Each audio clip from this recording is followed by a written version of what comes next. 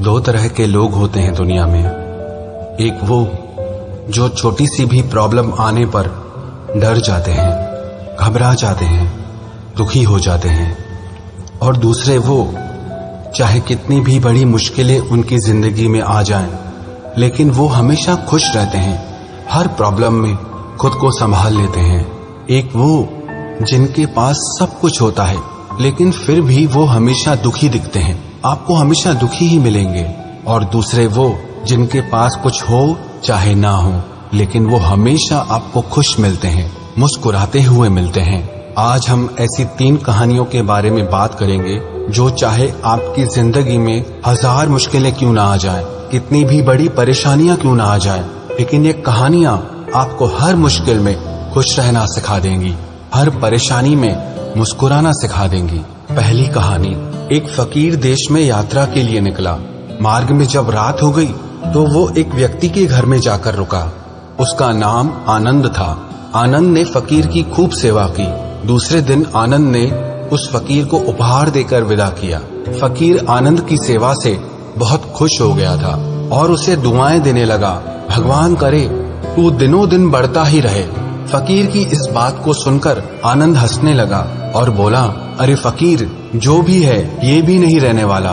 फकीर आनंद की तरफ देखता रह गया और वहां से चला गया। कुछ वर्षों के बाद फकीर फिर आनंद के घर आया और देखा कि उसका सारा धन, सारी संपत्ति, सब कुछ खत्म हो चुका है। पता चला अब आनंद गांव के किसी बड़े जमींदार के घर में नौकरी करता है। वो फकीर आनंद से मिलने गया, लेकिन आनंद ने अभाव में भी उस फकीर का स्वागत किया। झोपड़ी में फटी चटाई पर उसे बिठाया और खाने के लिए जो उसके पास सूखी रोटी दी वो फकीर को दे दी। दूसरे दिन जाते समय फकीर की आंखों में आंसू थे।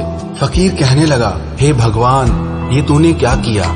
आनंद फिर हंसा और कहने लगा, अरे फकीर, तू क्यों दुखी हो रहा है? ईश्वर हमें जिस हाल में भी रखे, हमें खुश रहना चाहिए, उसे धन्यवाद देना चाहिए। समय सदा बदलता रहता है और सुनो, ये भी नहीं रहने वाला। फकीर सोचने लगा, मैं तो केवल भेष से फकीर हूँ, लेकिन सच्चा फकीर तो तू है आनंद। कुछ वर्षों के बाद फकीर फिर यात्रा पर निकला और आनंद से मिला तो देखकर हैरान रह गया। आनंद अब तो जमींदारों का भी जमींदार बन गया है। उसे मालूम हुआ कि जिस जमींदार के यहाँ आनंद नौकरी करता था उसकी कोई संतान नहीं थी। मरते समय उस जमींदार ने अपनी सारी जायदाद आनंद को दे दी। फकीर बहुत खुश हो गया। उसने आनंद से कहा, अच्छा हुआ वो जमाना गुजर गया, भगवान करे अब तू ऐसा ही बना रहे। ये सुनकर आनंद फिर हंसने लगा और कहने लगा, फकीर, अभी भी तेरी नादानी बनी ही हुई है। फकीर ने पूछा, क्या ये भी नहीं रहने वाला? आनंद ने उत्तर दिया, हाँ, या तो ये चला जाएगा या फिर इसको अपना मानने वाला ही चला जाएगा। यहाँ पे कुछ भी हमेशा रहने वाला है ही नहीं, और अगर कोई चीज शाश्वत है तो वो है हमारी आत्मा, वो है हमारे मन की शांति, हमारे मन का सुकून, और बाकी जो भी कुछ है वो हमेशा रह ही नहीं सकता। फकीर ने आनंद की बातों को बहुत ध्यान से सुना और वापस चला गया। कुछ सालों के बाद फकीर जब उसी गांव से गुजरा, आनंद का वो महल तो है लेकिन उसमें आनंद नहीं है। उसमें कबूतर गुटरगू कर रहे हैं क्योंकि आनंद अब इस दुनिया में नहीं था। उसकी मृत्यु हो चुकी थी। कह रहा है आसमां, ये समा कुछ भी नहीं। रो रही है शबनमें, नौरंगे जहां में कुछ भी नहीं। जिनके महलों में हजारों रंग के जलते थे फानूस, झाड़ उनके कब्र पर, बाकी निशान कुछ भी नहीं। वो फकीर मन ही मन सोचने लगा कि ये इंसान जिंदगी भर कितना दौड़ता रहता है, रोता रहता है, दुखी होता रहता है। जिन चीजों के लिए इंसान तड़पता रहता है, दुखी होता रहता है, वास्तव में वो चीजें हमेशा रहने वाली हैं ही नहीं, वो सारी चीजें बदलने वाली हैं। ये कहानी हमें शिक्षा देती है कि हमारी जिंदगी में जब भी कोई मुश्किल आए, कोई तकलीफ आए, कोई दुख आए, तो हमें ये सोचना चाहिए कि जिंदगी में इससे पहले जो मुश्किलें आईं, जो उलझने आईं, क्या वो रुकी? क्या वो हमेशा रही? जैसे आज तक सारी मुश्किलें होकर चली गई, वैसे ही ये मुश्किल भी होकर चली जाएगी। ये भी हमेशा रहने वाली नहीं। तो आपकी जिंदगी में कितना भी बड़ा दुख क्यों ना हो, कितनी भी मुश्किलें क्यों ना हो, आप मन में ये विश्वास रखना, ये मुश्किलें, ये उलझने हमेशा रहने वाली नहीं। और दूसरी कहानी, एक व्यक्ति मृत्यु के करीब था। मरने वाला था। उसने अपने बेटे को चांदी के सिक्कों से भरा हुआ एक थैला दिया और अपने पुत्र को बताया, जब भी इस थैले से चांदी के सिक्के खत्म हो जाएं, तो जो मैं तुम्हें एक प्रार्थना बताता हूँ उसे दोहराने से चांदी के सिक्के फिर से भरने लग जाएंगे। उसने अपने बेटे के कान में 4 शब्दों की प्रार्थना कही और वो मर गया। अब बेटा चांदी के सिक्कों से भरा थैला पाकर बहुत खुश हो गया, उसे खर्च करने में लग गया। वो थैला इतना बड़ा था कि उसे खर्च करने में कई साल बीत गए, लेकिन इस बीच वो 4 शब्दों की प्रार्थना ही भूल गया। जब थैला खत्म होने को आया तब उसे याद आया, अरे वो 4 शब्दों की प्रार्थना क्या थी। उसने बहुत कोशिश की लेकिन उसे याद ही नहीं आया। अब वो लोगों से पूछने लगा। पहले पड़ोसी से पूछा कि ऐसी कोई प्रार्थना तुम जानते हो जिसमें 4 शब्द हैं। पड़ोसी ने कहा, हाँ, एक 4 शब्दों की प्रार्थना मुझे मालूम है, ईश्वर मेरी मदद करो। उसने सुना और उसे लगा कि ये वो शब्द नहीं है, वो शब्द कुछ अलग थे। उसने बहुत सारे 4 शब्दों की प्रार्थनाओं को बार बार दोहरा के देखा, लेकिन उस खाली थैले में सिक्के बड़े ही नहीं। वो मन ही मन बहुत दुखी हो गया। फिर वो एक ब्राह्मण से मिला। उसने कहा, तुम ये प्रार्थना करो, ईश्वर तुम महान हो। लेकिन इस प्रार्थना से भी कुछ नहीं हुआ। फिर उसे एक धनी इंसान मिला। उसने कहा, तुम ये प्रार्थना करो, ईश्वर मुझे धन दो। लेकिन उस प्रार्थना से भी कुछ नहीं हुआ। आखिर में वो उदास होकर अपने घर में बैठ गया। तब एक भिखारी उसके दरवाजे पर आया। उसने कहा, सुबह से कुछ नहीं खाया है, खाने के लिए कुछ हो तो मुझे दे दो। उस लड़के ने बचा हुआ खाना भिखारी को दे दिया। उस भिखारी ने खाना खाकर ईश्वर से प्रार्थना की, हे ईश्वर तुम्हारा धन्यवाद। अचानक वो लड़का चौंक पड़ा और चिल्लाने लगा, अरे यही तो वो 4 शब्द थे।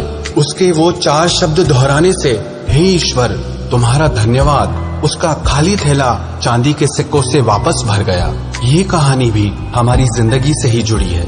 वो खाली थैला हमारी जिंदगी है और वो चांदी के सिक्के खुशियां हैं। जब तक हम अपनी जिंदगी में शिकायत करते रहते हैं, परेशान होते रहते हैं, तब तक हमारी जिंदगी के खाली थैले में वो खुशियों के सिक्के आते ही नहीं। लेकिन जब हम सारी शिकायतें भूलकर परमात्मा को दिल से धन्यवाद देते हैं, प्रकृति को दिल से धन्यवाद देते हैं, शुक्रिया अदा करते हैं, तो हमारी जिंदगी में भी खुशियों के सिक्के भर जाते हैं। याद रखना एक बात, जो इंसान हमेशा शिकायतों से भरा रहता है वो कभी खुश नहीं हो सकता, और जो इंसान हमेशा धन्यवाद के भाव से, हमेशा शुक्राने के भाव से भरा रहता है, वो इंसान आपको हमेशा खुश दिखेगा। उस इंसान की जिंदगी में आपको शांति और सुकून हमेशा दिखाई देगा।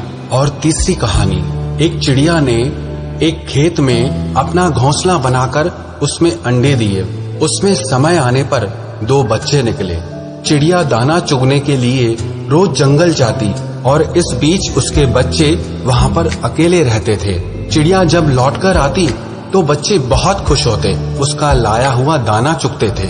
एक दिन चिड़िया ने देखा कि बच्चे बहुत डरे हुए हैं। उन्होंने बताया, आज खेत का मालिक आया था, वो कह रहा था कि फसल पक चुकी है, कल बेटों से खेतों की कटाई के लिए कहेगा। इस तरह तो हमारा घोंसला टूट जाएगा, फिर हम कहाँ रहेंगे। चिड़िया बोली, फिक्र मत करो, अभी खेत नहीं कटेगा। और अगले दिन सच में कुछ नहीं हुआ।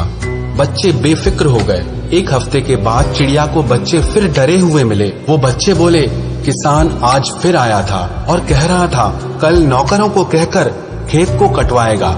इस बार भी चिड़िया ने बच्चों से कहा, तुम चिंता मत करो, कुछ भी नहीं होगा, डरो मत। अगले हफ्ते बच्चों ने बताया कि किसान आज फिर आया था और कह रहा था कि फसल कटाई में बहुत देर हो गई है, कल वो खुद आकर के इस फसल को काटेगा। ये सुनकर चिड़िया बच्चों से बोली, अब खेत कल पक्का कट जाएगा। वो अपने बच्चों को लेकर तुरंत एक सुरक्षित स्थान पर चली गई। बच्चे बहुत हैरान थे और अपनी माँ से पूछने लगे कि तुम्हें कैसे पता कि इस बार खेत सचमुच में कटेगा।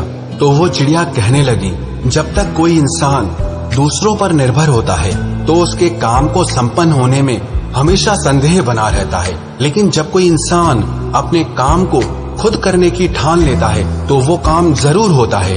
ये कहानी भी हमें शिक्षा देती है कि जब तक हम दूसरों पर डिपेंड रहते हैं, हमेशा दूसरों के आश्रय पर चलते रहते हैं, दूसरों के भरोसे पर चलते रहते हैं, तब तक हमारे काम ढंग से हो ही नहीं पाते।